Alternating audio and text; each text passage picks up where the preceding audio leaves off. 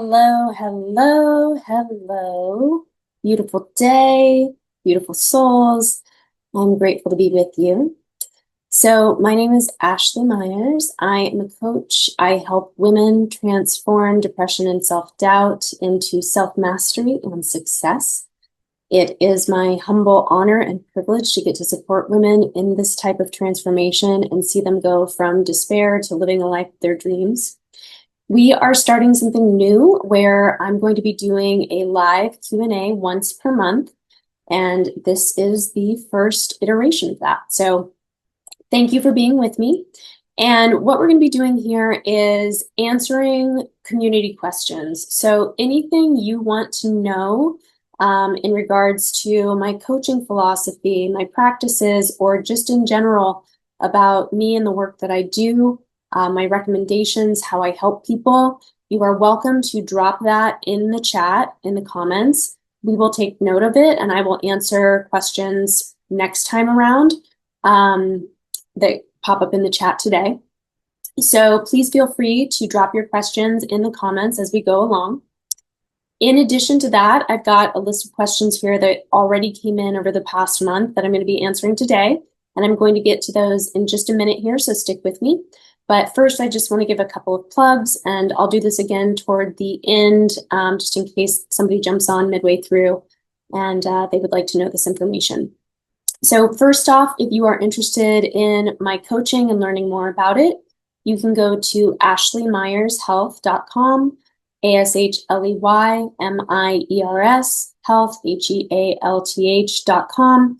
If you're interested in my group coaching program, Transcend the Turbulence, where I work directly with women to create this transformation, you would want to click on the services dropdown and click Transcend the Turbulence. You can watch a webinar there that talks a lot more about that.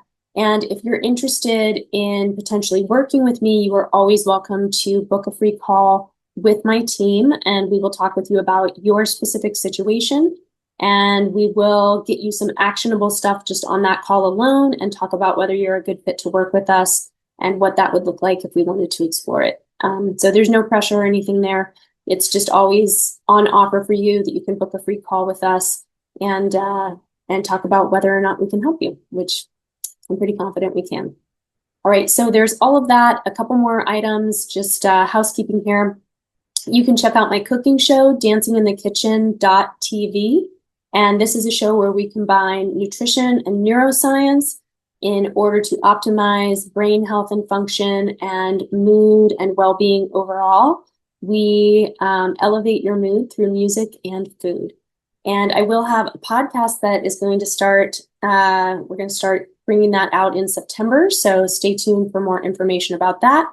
I also create inspiring, reflective music that is very resonant with themes of mental health and recovery. So you are always welcome to check out my music also. All right, with all of that out of the way, let's get to answering some questions. All right, so the first question I have here today is, what does living in alignment mean to you? And let's get to it. So living in alignment to me, first and foremost, I think one of the most important things to know about me as a person is that my highest value is integrity. It is incredibly important to me to be in alignment with my own personal truth. So living in alignment to me is living in accordance with my personal truth. And the way that I do that is cultivating an awareness of paying attention to what my system is doing, my body, my emotions, and really sensing like, something feels off here. What's that about? Looking inward, meditating on it, sometimes talking, processing, writing, reflecting, but getting clarity about what is my truth really and letting that be my guide. And to be completely honest with you, I find that a lot of the women that I work with in a coaching capacity often are feeling stuck and depressed because in one way or another, they're not in alignment with their truth. And sometimes that might look like they're taking care of everybody else, but neglecting themselves. Sometimes it might look like them believing an untrue thought that they don't have any worth or value, or they're not enough or too much. And those painful thoughts are not the truth. And so they're creating this dissonance, and that dissonance is the gap between where they want to be and where they actually are. The dissonance between them stepping into their power and living a fully embodied, empowered version of themselves, and them believing this lie that they're not enough, that they're broken somehow. And there's a pain that is caused when we're believing a lie, and not living fully into the truth of who we are. Because the truth is, we all are light and love at our core, at our essence. We come from love. And it's really just about sort of clearing away the cobwebs and the murkiness and windshield wipers so that we can see clearly, and our truth can be our guide, sort of like this light beam that we're following forward into time. All right, next question. How do you personally overcome fear or self-doubt? That's a great question. I like that question so much because it is so much a part of my journey. I think sometimes people see someone who maybe is a little further along a path that you might want to go down, and maybe there's this presumption that that person isn't afraid or that person has it figured out. And that has not been my experience. We are human, and we all struggle with challenging emotions, fear being, primary amongst those. So I myself, of course, struggle with fear, and I struggle with fear on a daily basis. In fact, when I first got into recovery and got sober from substances, I did an intensive outpatient program back in 2017 that was transformative and life-changing for me. And I remember thinking, like, I have to go through an entire day without crawling back into bed and hiding. And I didn't have the tolerance to cope with that at that time. It was like I was like a feather in the wind. Like, one difficult thing would happen and I would just collapse. And at this point in my life now, I have increased my capacity to tolerate distress and discomfort.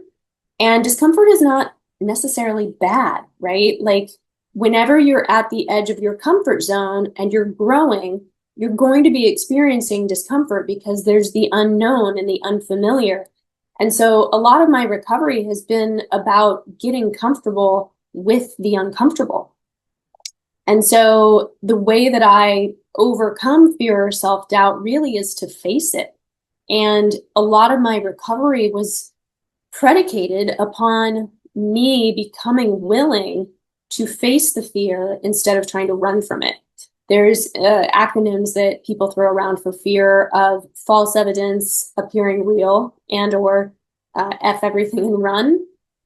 And the alternative acronym to that is face everything and rise. And that has really been true for me. So I suppose in terms of like overcoming fear or self-doubt, I go through it now. And that's taken a lot of work. That's not something that is necessarily easy to do. And it was something I had to learn to do. And it took a lot of coaching and support and resources. So if that's something that you would like to learn to do, it is certainly something that myself and my team of coaches can help with, that we love to help with, and that is a common theme in my coaching. So please feel free to book a call with us. Feel free to reach out to us, and we can discuss your specific situation. All right, next question. What daily practices keep you grounded and confident? A lot of daily practices. But that being said, life is busy. I've got 3 kids. I'm running multiple businesses. I'm helping people. So there is a lot of energy in my body and a lot of anxiety even. There's like a sense of pressure and a sense of like there's so much to do and I can sort of never keep up, is sort of the narrative that comes up for me. And when I catch that narrative, I pause and I step back from it. I can keep up. I'm doing enough. So those affirmations are important, and sort of shifting my mindset, redirecting my focus when I notice that it's going off track. And in order to help with that noticing and that awareness, I meditate daily. I exercise. I'm active daily. I intentionally exercise, like going for a run or going to yoga, usually about 4 times a week. And grounded and confident. Again, circling back to integrity and transparency and truth, it's a lot easier to be confident if I'm not lying and hiding shame, right? Like if I feel shame and so I don't want people to really know who I am, or I want to keep parts of myself secret because I'm afraid people will reject me or judge me, that is incredibly destructive to a person's self-esteem, self-worth, self-respect. So in terms of the groundedness, a lot of these physical practices, exercise, nutrition, meditation, etc., awareness, cultivating awareness. But in terms of the confidence, one, facing fear and proving to myself that I can walk through fear and that I can succeed at things that maybe I'm intimidated by or nervous about. And two, transparency, integrity, honesty, having self-respect because I'm living in alignment with my truth has naturally increased my confidence. And also because I went through such an extreme recovery journey, suicidal, self-harming, substance abuse, etc., things that most people don't come back from even one of those things. And the fact that I'm still here is miraculous, and I take as a sign that, you know, I was spared because I'm meant to help other people. That being said, because it was so extreme and I felt that pain, I've got this internal motivation to never go back to that or feel that again. I know how painful it is to live out of alignment with my truth. And so it is not worth it to me to compromise my integrity because I know the pain that comes with it. And I don't want to experience that or live like that. I am so happy and free and dancing around my life these days. And I am not saying that to brag. I'm saying that that is possible. And I've seen other people accomplish it as well. I've helped other people to accomplish it. And knowing the disparity between those two realities, you know, it's sort of like, why would you ever want to go back once you know that freedom exists? So, and you've had a taste of it. Next question. What are your top tips for managing stress naturally? So a lot of the things that I do to stay grounded, so exercise, nutrition, meditation, all of that, you know, just basic self-care, sleep, hygiene even. And, you know, for me personally, my body, I carry a lot of my tension in my body, and it's not always, I don't know, I don't want to say possible, but it's not always easy for me to unwind that mentally. So just using my mind and thinking my way out of it. So somatic practices, like I go get massages because when somebody else touches me in a soothing, calming way, it helps my body let go of that tension and stress, and I can breathe. Right? Also connecting in relationship and conversation, feeling supported, experiencing friendship and safety. Those are really, really important for managing stress. Yeah, I would say those are primary methods for me. How do you recognize signs that your body or mind needs rest? So basically, when things start to grind, when things are feeling like there's a lot of friction, that's my sign to step back. So maybe everything's going wrong, or, you know, kind of just feeling really clunky. Okay, maybe now is not the time to like push ahead and apply force. Maybe now is the time to rest and reset. One of the things I've found in my journey is that, you know, there's something to this idea of like we live in a universe that has physical laws. One of those laws is electromagnetism, right? There is energy, and we know that energy is equal to the speed of light squared, mass is equal to the speed of light squared, that mass and energy, matter and energy are essentially the same thing, and it's really just an illusion that they appear separate. So, getting heady, but the reason I'm sharing that is because magnetism, and everything is energy. And I've learned to feel energy in my body through my Kundalini practice and through just cultivating awareness, living this sober, clean lifestyle, and also all of the intensity of the things that I am responsible for on a daily basis, children, businesses, clients, business partners, all of it. And that intensity is energy.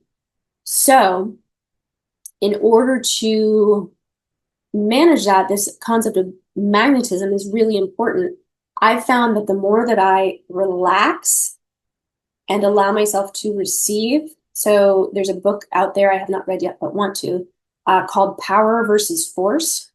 And that concept says it all. Instead of forcing, which tends to push things away, instead, no, baby, I'm on a call. Please go back out. I'll be out in a moment. When is movie done? In 4 minutes. Let me finish this. Thank you. My little one coming in. So instead of forcing things, which actually pushes things away, just like the wrong end of the magnet, please shut the door. Thank you. Recollecting my thoughts. We magnetize things to us, and we do this by cultivating calm and confidence and presence. And I've really found that to be true in my life. So, long story short, when things start to grind and I'm feeling like it's not working so much, I need to get realigned through rest, whether that's going for a walk or actually sleeping or, again, having conversations to work things out or journaling. I need to get aligned again in order to be able to get back into flow. And I know I'm in flow because it feels good and things work. All right, with that, we're just about at the half-hour mark, so I'm going to cap it there, and I will answer additional questions next month on our next session. I'm just going to give another plug. If you are interested in learning more about our coaching and how we can support you at Ashley Miers Health, please visit ashleymiershealth.com. You are welcome to book a free call with us. Please reach out, email, etc., and we can talk with you about your specific situation and see about getting you tools and support to help you achieve the transformation that you are dreaming of in your heart. In addition to that, you can always check out my cooking show, dancinginthekitchen.tv, where we combine music and food to elevate mood. The entire idea is that you can tune up just by tuning in because it's fun and we're dancing and we're cooking and we're learning how to support our bodies, minds, and spirits with healthy food, friendship, and fun. So that's it from me today. Thank you so much for joining me and taking the time to be here with me today. I'm excited to continue this going forward, and I hope to see more questions coming in from you. Can't wait to hear what's on your mind and your heart and to get to share my thoughts. All right. Have a beautiful rest of your day. Wishing you peace, love, and magic. I feel exceptional. I feel strong.